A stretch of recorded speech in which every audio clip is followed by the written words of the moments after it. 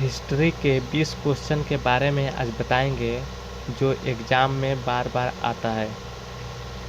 इसका क्वेश्चन और आंसर को हल करेंगे साथ साथ में। चलिए शुरू करते हैं। इतिहास का पिता किसे कहा जाता है? क्वेश्चन नंबर 1, ध्यान दीजिए।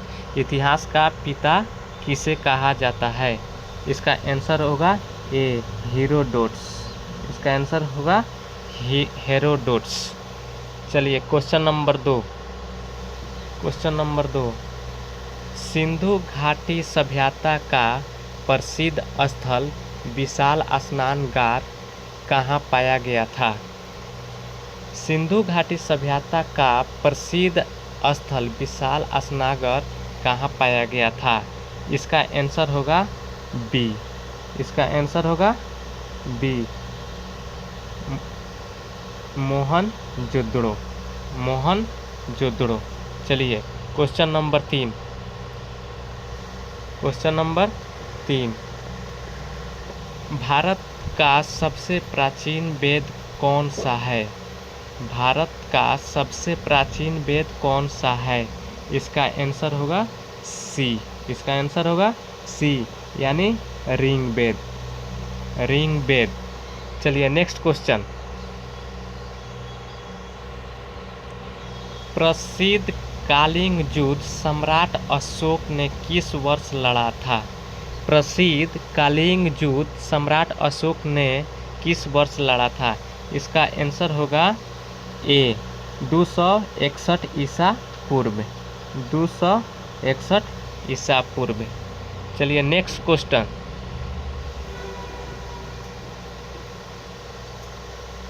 बौद्ध धर्म के प्रचार के लिए किस मौर्य सम्राट ने अपने पुत्र महेंद्र और पुत्री संघमित्रा को श्रीलंका भेजा था?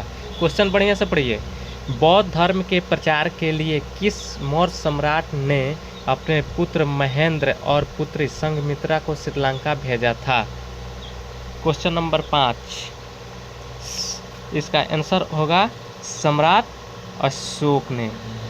आंसर सी होगा। आंसर क्या होगा? सी होगा। सम्राट अशोक ने। सम्राट अशोक। चलिए क्वेश्चन नंबर 6। प्राचीन भारत के किस शासक को भारत का नेपोलियन कहा जाता है? प्राचीन भारत के किस शासक को भारत का नेपोलियन कहा जाता है? इसका आंसर होगा बी। इसका आंसर होगा बी। क्या होगा? समुद्रगुप्त। समुद्रगुप्त। चलिए नेक्स्ट क्वेश्चन। प्रसिद्ध पुस्तक और शास्त्र के लेखक कौन थे?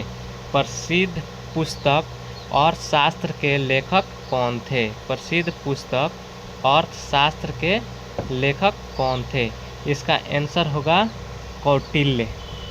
इसका आंसर होगा कौटिल्य, सी।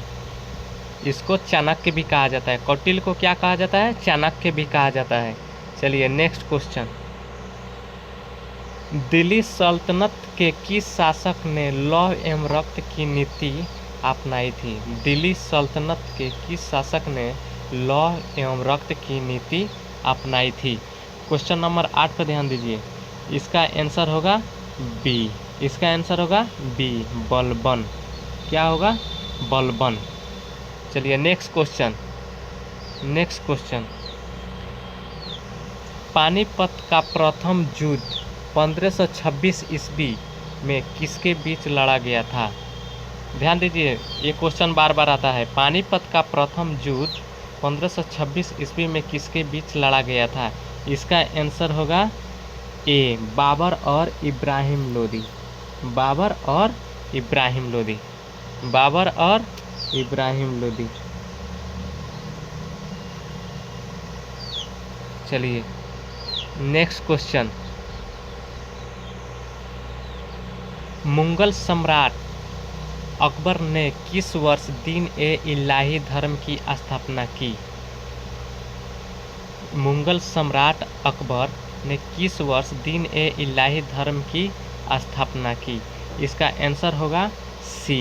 इसका आंसर होगा सी, 1582 ईस्वी में। 1582 ईस्वी में। चलिए नेक्स्ट क्वेश्चन। भारत में सूफी मत के चिश्ती सिलसिले की शुरुआत किसने की थी? भारत में सूफी मत के चिश्ती सिलसिले की शुरुआत किसने की थी? इसका आंसर होगा B, Khwaja Moinuddin Chishti. Khwaja Moinuddin Chishti. Next question. Vijayanagara साम्राज्य की स्थापना 1336 ईस्वी में किन दो भाइयों ने की थी? ये क्वेश्चन हर एग्जाम में पूछा जाता है। Question number 12। विजयनगर साम्राज्य की स्थापना 1336 ईस्वी में किन दो भाइयों ने की थी? इसका आंसर होगा ए, हरियर और बुक्का। हरियर और बुक्का। इसका एक और क्वेश्चन बन सकता है, विजयनगर साम्राज्य की स्थापना कब हुई थी? तो इसका आंसर होगा 1336। इसका आंसर होगा 1336। विजयनगर साम्राज्य की स्थापना कब हुई थी? 1336 ईस्वी में। ओके, ठीक है ना। चलिए नेक्स्ट क्वेश्चन।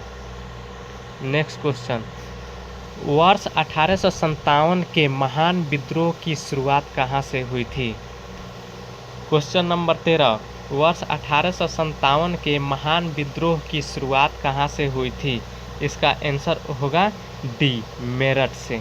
इसका आंसर होगा डी, मेरठ से। कहाँ से? मेरठ से।